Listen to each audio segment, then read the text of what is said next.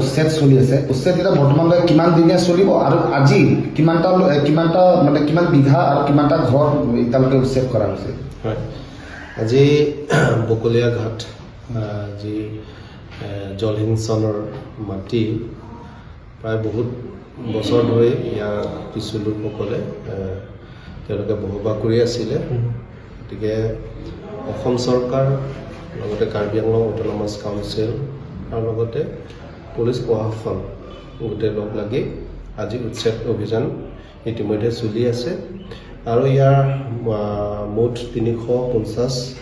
বিঘা মাটি জলসিঞ্চনৰ মাটি বেদখল কৰি আছে সেই বেদখলখিনি যিমানটো আছে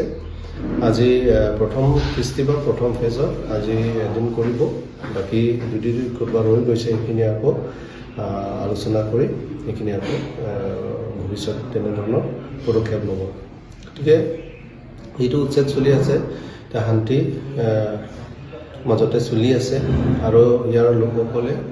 যেতিয়া নোটিছ তেওঁলোকে ইয়াৰ অফিচৰ বা আমাৰ চৰকাৰৰ ফালৰ পৰা যেতিয়াৰ পৰা ঘোষণা কৰিলে সেই তেতিয়াৰ পৰা ইয়াৰ লোকসকলে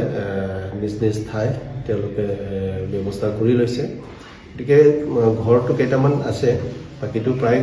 তেওঁলোকে 2-3 দিন আগতে তেওঁলোকে গোটেইখিনি খালী কৰিছে গতিকে ভাল লাগিছে আৰু আমাৰ বকলীয়া অঞ্চলৰ ৰাইজে সদায় শান্তি সদায় মানে কি ক'ব শান্তি থকাটো বিচাৰে কোনো ধৰণৰ তাৰমানে অশান্তি সৃষ্টি হ'ব তেনেকুৱা নিবিচাৰে আমাৰ ইয়াৰ লোকসকলে মানে কি ক'ব বহুত জ্ঞানী লোকসকল আছে আৰু মই সেইকাৰণে তেওঁলোককো ধন্যবাদ দিছোঁ যে চৰকাৰৰ কথা মতে তেওঁলোকেও মানিছে সেইটো কাৰণে তেওঁলোককো মোৰ ফালৰ পৰা ধন্যবাদ জ্ঞাপন কৰিছোঁ আৰু মই সেইখিনিতে এটা কথা অনুৰোধ কৰিব বিচাৰিম যাতে অন্য দলে কোনো ধৰণৰ মাজত সোমাব নালাগে যিহেতু শান্তিৰে তেনে ধৰণৰ উচ্ছেদখিনি আমি কৰি আছোঁ চৰকাৰ ফালৰ পৰা কৰি আছে পিছত আমাৰ মাননীয় মুখ্য কাৰ্যবাহী সদস্য ডক্টৰ তুলিৰাম মোহন ছাৰে নিশ্চয় তেখেতে বিতং হৈ আপোনালোকক বুজোৱা হ'ব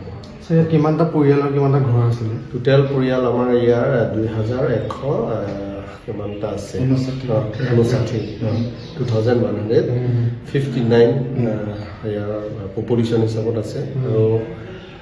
যদি হাউচ হোল্ড হিচাপ যদি চাব যাওঁ মোৰ তাত যিখিনি